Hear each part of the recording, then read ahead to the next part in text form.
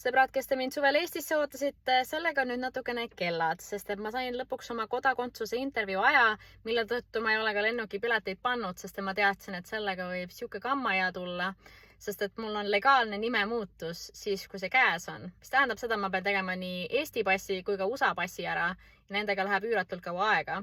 Pluss siis sinna otsa veel see asi, et selle aasta minu bingokaardil näiteks beebit ei olnud ja nüüd arsti juures käimisega 2 korda koos. Täiesti uskumatu, et selle aja leidmine on siuke natukene naljakas. Ja lapsega, kui me tuleme, siis tuleks ikka mingi 10 päevaks või nii, et me vaatasime ka jaanipäeva ja laulupeo ajal olevaid hotellihindu pluss lende ja siis ma mõtlen, et kust ma selle 15 000 välja võtan. Et ma peaks ikkagi mingi hetk see aasta sünnitama ka minema ja see on natukene kallis siin, nii et sorry. Aga vaatame sügist, et äkki õnnestub, hoiame varbaid, pöidlaid, sõrmi. Võib-olla tulen üksi.